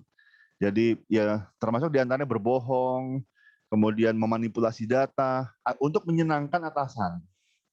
Itu juga bagian dari groupthink, terutama ini yang karismatik. Jadi saya termasuk orang yang tidak percaya atau tidak terlalu fanatik dengan pemimpin yang karismatik. Kenapa? Pemimpin karismatik itu ada bagusnya, ada nggak bagusnya juga. Kalau ketika dia karismatik, terlalu karismatik, Hitler juga karismatik begitu. Jadi ketika pemimpin terlalu karismatik, ada penyakit di mana anak buahnya, bawahannya bisa menghalalkan segala cara ya untuk menyenangkan pemimpin yang karismatik tersebut. Asal Bapak senang, itu bukan budaya yang bagus, bukan budaya high performing. Mungkin itu budaya di mana adem ayem, tidak ada konflik, tidak ada suara negatif, semua baik-baik saja. Tapi kemudian di satu titik terjadilah hal yang tidak diinginkan, yang bisa dicegah seandainya dari awal ada yang bicara, Pak, ini nggak benar nih Pak, wah ini bisa bikin masalah nih. Begitu. Jadi memang ada hubungannya grup think sama Oleism, tapi bedanya Oleism ini nggak sekedar diem saja, tapi dia sampai melakukan hal yang ilegal, misalnya memanipulasi laporan keuangan, kemudian dia tadi karena takut karena ingin menyenangkan atasan atau takut membuat atasan marah. Ini dua-duanya bermasalah. Itu yang harus dihindari dalam dinamika kelompok begitu. Dan mungkin sedikit tambahan mengapa dinamika kelompok ini dibahas dalam kelas kepemimpinan, karena bisa jadi kepemimpinan itu paling terasa dampaknya justru pada level unit atau kelompok begitu. Pada level organisasi, pemimpin puncak, seringkali pemimpin puncak itu lebih sebagai figurehead aja. Kita jarang ketemu, cuman dengar beritanya aja, dia cuma tahu dia dia sering terdengar di sering ngasih di sosial media atau di media massa, tapi mungkin kita nggak jarang ketemu. Tapi yang langsung berinteraksi dengan kita, yang langsung terasa adalah atasan langsung kita, dan seringkali dalam setting kelompok atau setting tim, sehingga seringkali peran kepemimpinan itu terhadap performance lebih terukur pada level tim. Peran tim leader terhadap performance tim itu lebih jelas kaitannya dibandingkan peran top management tim, peran pengaruh kepemimpinan CEO terhadap kinerja organisasi. Lebih banyak faktor yang mempengaruhi, lebih lebih indirect prosesnya. Panjang prosesnya sampai performance organisasi. Tapi kalau pada tim, antara kepemimpinan tim leader dengan performance tim itu sangat dekat gitu, sehingga lebih mudah dilihat dampaknya, lebih mudah dijelaskan pengaruhnya. Jadi dari sisi group size, tahapan pembentukan kelompok, peran-peran, norma, kekompakan dan seterusnya, itu semua lebih bisa dilihat, sehingga ketika kita membahas kepemimpinan, maka kita tidak bisa terlepas dari pembahasan tentang kelompok. Bahkan top management team seringkali kepemimpinannya terasa pada level atas ya, mungkin antara CEO, CFO, CMO, COO dan tim itu yang lebih berasa kepemimpinannya. Tapi kemudian baru ada knockdown efek ke masing-masing unit. Jadi dari masing-masing misalnya CMO kepada sales dan seterusnya. Jadi kita melihat kepemimpinan dari sudut pandang dinamika kelompok itu lebih konkret ketimbang kita melihat kepemimpinan dari sisi yang mohon maaf ya, saya paling nggak suka konsep kepemimpinan yang abstrak. Transformational leadership itu abstrak sekali menurut saya. Kaitannya dengan kinerja apa? Kadang-kadang ada satu penelitian mengatakan ini dia transformasional, ada yang bilang ini enggak transformasional, ukurannya nggak jelas. Karena itu tadi yang diukur kadang-kadang top management team yang mungkin sangat jauh jaraknya dengan performance, sedangkan pada kelompok itu lebih konkret, lebih terukur menurut saya, sehingga pembahasannya lebih down to earth, bahwa kalau ketika tim leadernya bermasalah, udah gitu tim membernya juga bermasalah, ya wajar kalau kinerjanya bermasalah. Tapi kalau misalnya pada level organisasi ada skalanya jauh lebih besar, kita nggak bisa dengan langsung mengkaitkan antara kepemimpinan dengan performance, begitu. Oke, sampai sini ada pertanyaan? Oke, terima kasih kelompok 5. Nanti tolong dirangkum ya, tolong dirangkum, dimasukkan ke WhatsApp group. Kita masih ada waktu 23 menit. Saya akan melakukan group activities, tapi ini saya bagi jadi 2 kelompok saja, nanti saya random jadi 2 kelompok. Sebentar, saya kirim materinya ke chat. Jadi ini sebenarnya standar, ini mungkin game standar, mungkin sebagian dari teman-teman sudah ada yang pernah melakukan, tapi ini menurut saya exercise atau practice dinamika kelompok yang cukup insightful begitu. Oke, jadi sini sudah saya kirim pemicu M9. Ini NASA exercise survival on the moon. Jadi sebentar saya share screen dulu. Oke, jadi ini skenarionya, silakan dibaca. Intinya Anda diminta untuk mengurutkan dari 15 item ini mana dari 1 hingga 15. Dari 1 hingga 15, dari 1 yang paling penting, 15 yang paling tidak penting. Oke, sekarang jam 9.08, kerjakan individu, jangan berkomunikasi, kerjakan secara individu, masing-masing tulis di selembar kertas, atau mungkin kalau di laptop, mungkin silakan dibuka satu satu teks notepad atau apa, pokoknya diurutkan. Ini dari yang pertama sampai yang ke-15 diurutkan, 1 yang paling penting, 2 dan seterusnya hingga 15 yang paling tidak penting. Kerjakan secara individu 5 menit sampai jam 9.14. Setelah itu kita akan masuk ke grup, ke breakout room. Tapi sekarang dikerjakan dulu secara individu. Silahkan sampai jam 9.14.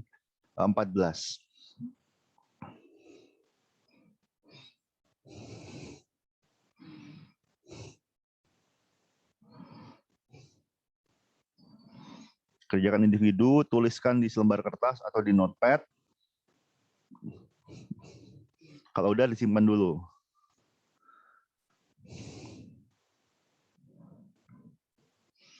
Waktunya sampai jam 9.14.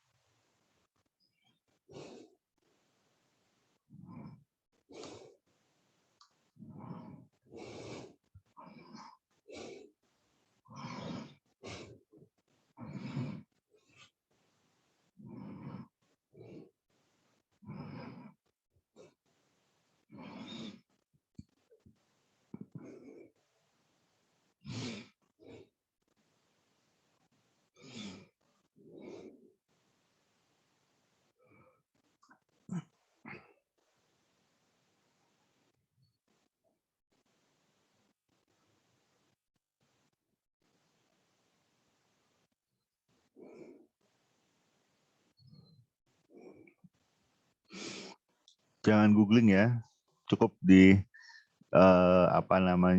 dijawab, diurutkan berdasarkan pengetahuan teman-teman aja, jangan googling.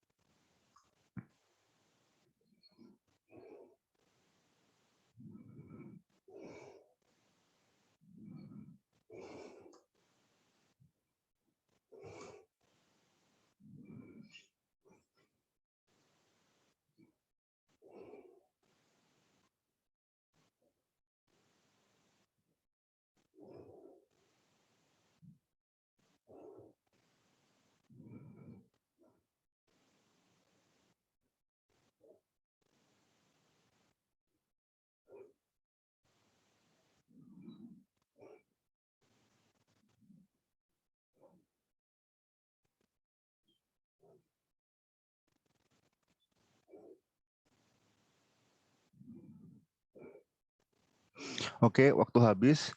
Silakan kalau ada yang belum diisi dengan angka 15 saja. Jadi misalnya baru diurutkan 10, maka sisanya tulis 15, 15, 15. Jadi waktu sudah habis, kita mulai breakout room. Jadi silahkan di breakout room diskusikan ulang ya, dan sepakati urutannya. Jadi nanti tolong masing-masing kelompok, ada 2 kelompok, tolong masing-masing kelompok untuk menyepakati urutan kelompok. Jadi di sini saya assign otomatis 2 kelompok, kemudian silahkan diputuskan urutan kelompok. Tadi kalau selama 10 menit, jadi sampai 9.24. Saya mulai sekarang. Silahkan bergabung ke breakout room dan diskusikan di breakout room. Ada 2 kelompok, masing-masing 5 orang.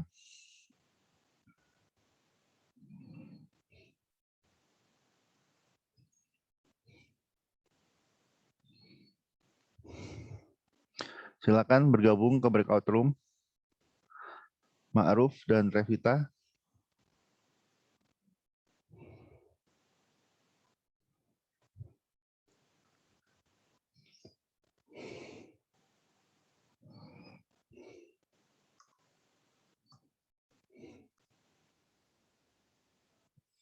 Oke, selamat datang kembali di main room semuanya. Silakan. Tadi kalau misalnya ada yang belum terisi, diberi angka 15 ya. Jadi waktu sudah habis, sudah 10 menit. Oke, sekarang mungkin bergantian. Tadi kelompok 1 mungkin bisa disajikan urutan tingkat kepentingannya tadi dari yang 15 tadi. Mungkin oke, gini aja deh. Saya share screen. Oke. Kelompok 1 box of matches urutan peringkat berapa?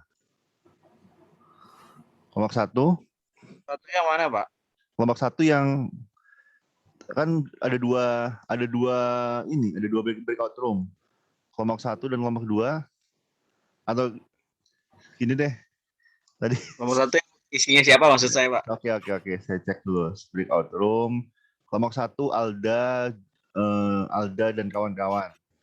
Kelompok 2 yang Andika dan kawan-kawan.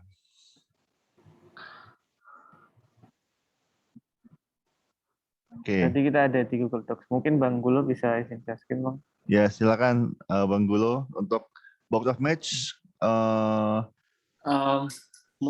Boleh kita yang share screen, Pak? Oh ya, Biar silakan. ada. Oke. Silakan. Nah, ini siap izin, Bang. Monggo, Bang, monggo. Oke.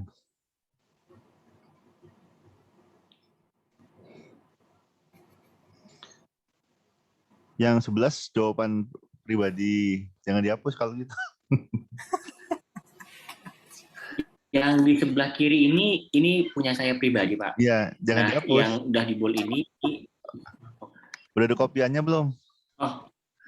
Nggak apa, di yang di bold aja kasih tahu. Nah, Oke. Yang di bold ini. Oke. Ke 15, 5, 9, 11, 10, 14, 13, 1. Oke. Bawah lagi. Bawah lagi.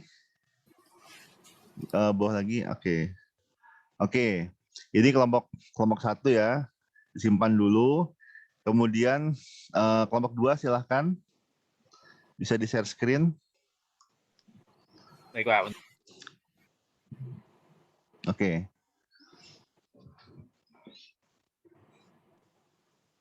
Izin apakah sudah terlihat, Pak? Oke, sudah ada. Nah, sekarang saya share jawabannya. Nanti tolong dihitung selisihnya. Jadi ini adalah jawabannya. Nanti saya share juga kalau mau ke chat. Ini jawabannya box of matches 15, konsentrat 4, nylon rope 6. Jadi bentar, saya share dulu aja deh. Saya share ke chat. Nanti setelah ini tolong dihitung selisihnya. Jadi dihitung selisihnya individu dan kelompok. Kemudian kita bandingkan selisih individu dan selisih kelompok. Jadi intinya kita ingin melihat efektivitas keputusan individu dan keputusan kelompok.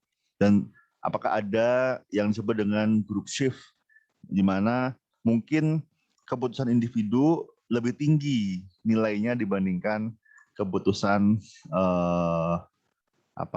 keputusan kelompok. Jadi sebentar saya share lagi answer. Oke, jadi ini jawabannya sudah saya share di kolom chat, silakan dilihat. Kemudian dihitung selisihnya, ada dibikin scoring. Disregard plus or minus. Jadi misalnya Anda peringkatnya 1, ternyata NASA bilang 15, maka hasilnya 14. Sebaliknya kalau Anda bilang 15, NASA bilang 1, maka tetap 14 juga. Jadi plus minus nggak dianggap, yang penting selisihnya. Kalau ada yang kosong, belum sempat diisi, maka dikurangi 15. Jadi misalnya NASA 5 dikurangi 15, maka selisihnya 10. Oke, nah silakan dihitung masing-masing dan juga dihitung yang kelompok. Silakan dihitung kelompok. Mungkin nanti saya akan tanya, hitung dulu, setelah itu saya akan tanya masing-masing kelompok 1 dan kelompok 2 berapa nilai individu dan berapa nilai kelompoknya. Silakan dihitung skor individu dan skor kelompoknya. Ini tadi yang share screen kelompok 1 dan kelompok 2 Mas Bang Gulo sama kelompok 2, tolong dihitung ya yang skor kelompok ya. Mungkin bisa dibandingkan juga. Jadi skor individu dan skor kelompok. Jadi setelah selesai, sudah selesai menghitung, mungkin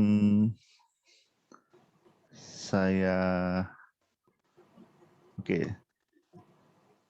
Kalau sudah selesai, tolong raise hand biar saya tahu apakah sudah selesai semua.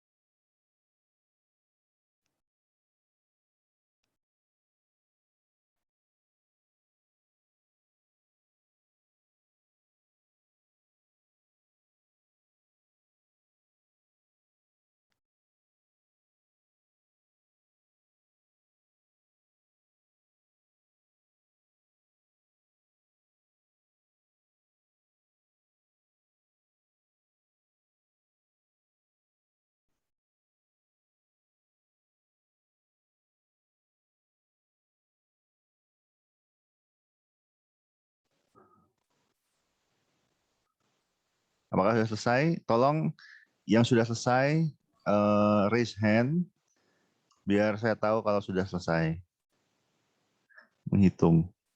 Pak, maaf Pak, jawabannya masih 3 aja Pak. Loh, bukan, jawabannya ada di kolom chat. Di kolom chat. Di chat sudah saya upload jawabannya. Jadi nggak usah ngelihat layar. Anda download di kolom di chat kunci jawaban, terus dari situ tolong dihitung skor skor individu dan kelompok.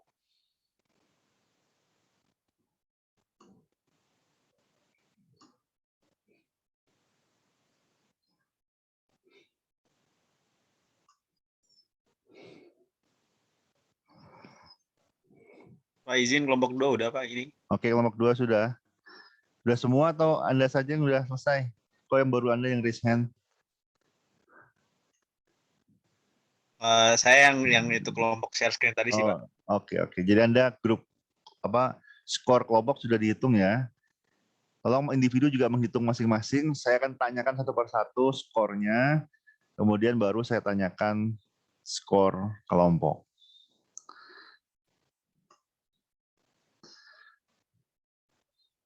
Ya, ini kadang-kadang ini exercise. Ini sebenarnya exercise yang lumayan sering lah untuk dinamika kelompok atau kepemimpinan. Kadang-kadang untuk mengakses kekompakan juga dan groupthink itu bisa menggunakan exercise yang ini. Jadi ini kalau trainer sering pakai exercise yang ini.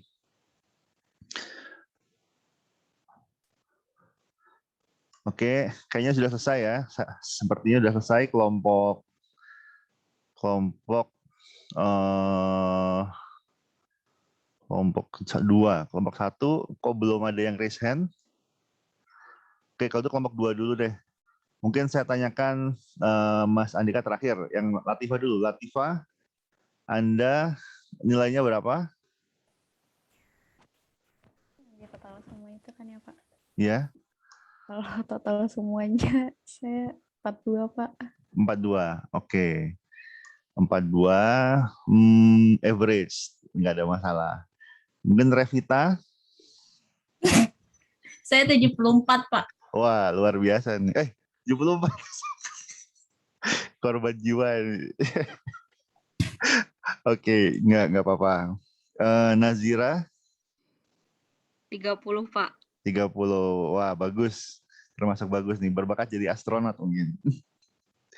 Oke, Batara? Saya 10 Pak. 10, sama-sama berbakat jadi astronot. Terus Mas Andika, nilai individunya berapa, nilai kelompoknya berapa? Saya 70 Pak individu. Oke. Kelompok 30 Pak. Kelompok 30, oke. Jadi di kelompok sepertinya jadi average ya. Jadi ada yang di atas 30. Jadi secara individu ada yang di atas 30, ada yang di bawah 30, tapi nilai kelompoknya ada di tengah-tengah di 30. Jadi mungkin ada tadi. Oke, kita masuk ke kelompok 1 dulu. Silakan kelompok 1, mungkin Bang Gulo terakhir ya. Mungkin dari Alda, silakan. Saya 40, Pak. Oke, Alda 40, average. Kemudian Ma'ruf? Saya izin 50, Pak. 50. Ya oke lah, fair. Kemudian Grafika? Saya 27, Pak. 27, berbakat jadi astronot nih. Rifki?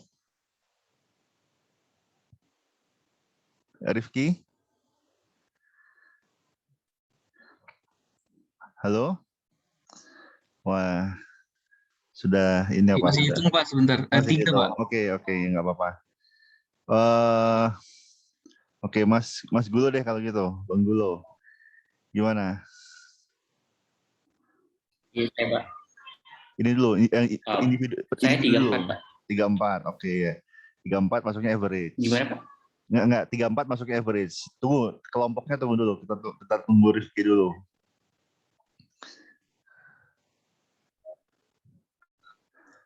Cara hitungnya gimana Pak? Saya lupa. Hitung selisihnya. Jadi namanya? Ya, jadi kan ini jawabannya. Jadi berapa peringkat Anda pribadi dikurangi peringkat massa.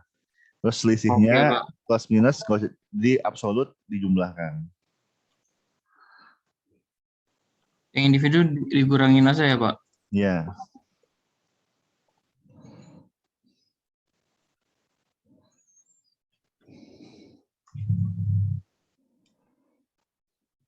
Satu, 2, 8.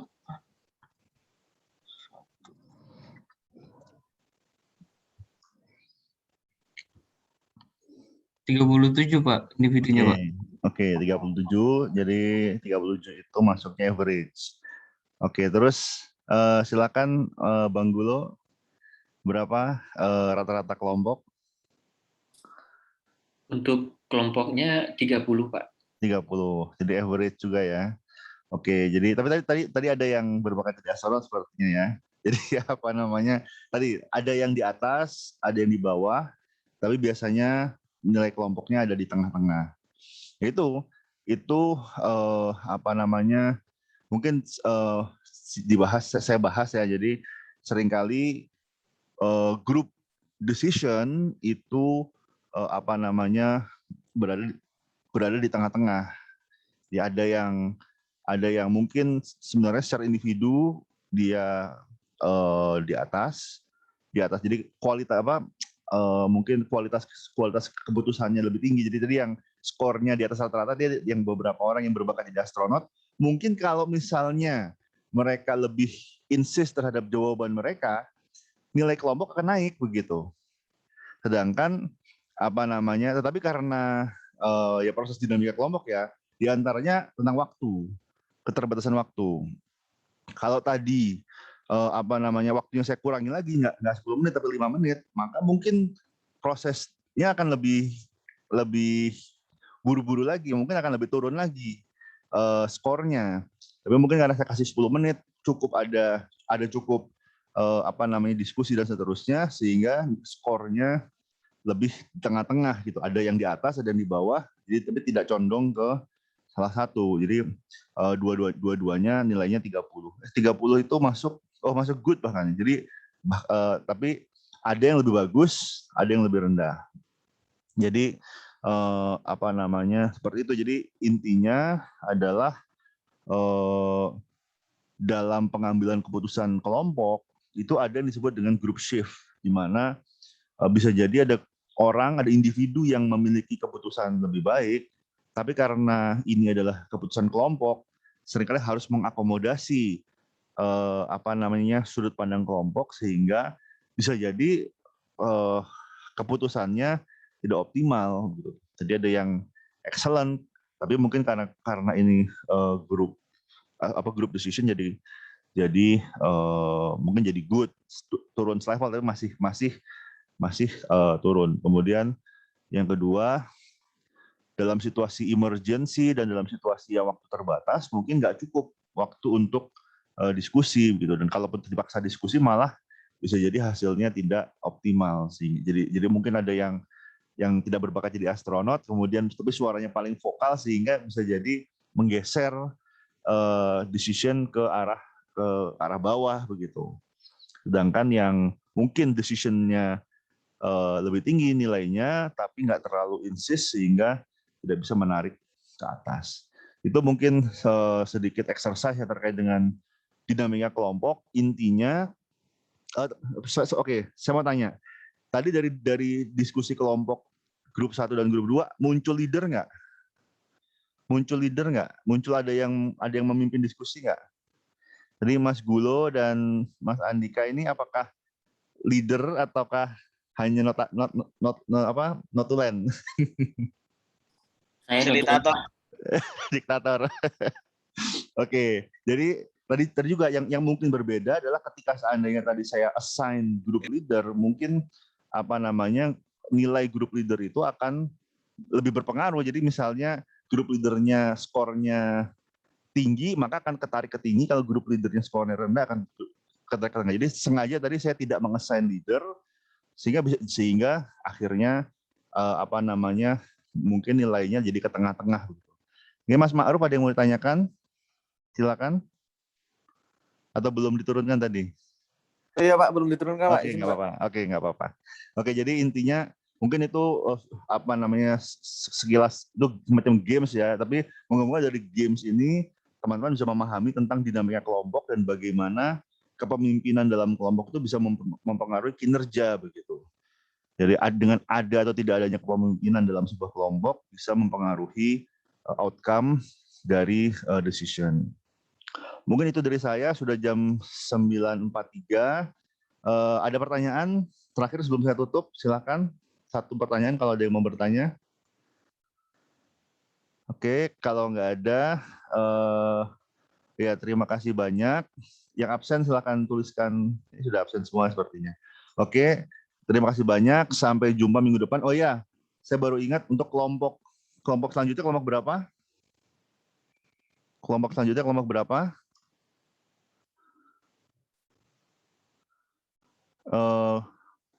Minggu depan kelompok ini harus di Kelompok 4, Pak. kelompok 4 ya. Ini sebentar Iya. saya buka silabusnya dulu. Kayaknya silabusnya ada yang harus diklarifikasi gitu ya. Jadi untuk kelompok 4 minggu depan itu minggu depan itu tentang keterampilan untuk mengembangkan orang lain. Jadi chapter yang ini mungkin chapternya edisi yang lama kali ya, atau edisi yang lebih baru, saya nggak tahu. Ini kayaknya kalau saya cek ini naik, jadi ini chapter 12 nih. Keterampilan mengembangkan diri sendiri itu di buku yang saya punya, chapter 12. Jadi di silabusnya kayaknya nggak cocok, tapi intinya kita lihat bukan chapternya, kita lihat ininya, kita lihat temanya. Jadi yang ini sepertinya 13-14, kemudian ini 15-16, ini 17. Jadi mungkin itu mohon maaf juga buat kelompok 5 ya, saya juga baru sadar ternyata beda tadi jam berapa jam, sore-sore. Moga-moga minggu depan tidak salah lagi. Kelompok 4 tolong dipersiapkan videonya, dikirimkan hari Selasa malam mungkin ya. Kemudian nanti akan saya upload ke YouTube. Apa kalau misalnya mau di-upload sendiri ke YouTube juga nggak masalah. Kalau mau dikirimkan ke saya dalam bentuk Google Drive juga nggak masalah. Nanti saya yang upload ke YouTube. Intinya hari Rabu bisa ditonton oleh teman-teman Anda. Oke, ada pertanyaan untuk minggu depan kelompok 4? Oke, kalau nggak ada pertanyaan, terima kasih banyak. Rekaman kuliah hari ini akan saya share ke YouTube. Setelah ini, sampai jumpa minggu depan. Assalamualaikum warahmatullahi wabarakatuh. Selamat malam semuanya. Assalamualaikum warahmatullahi wabarakatuh. Terima kasih, selamat malam, Pak. Selamat malam, Pak.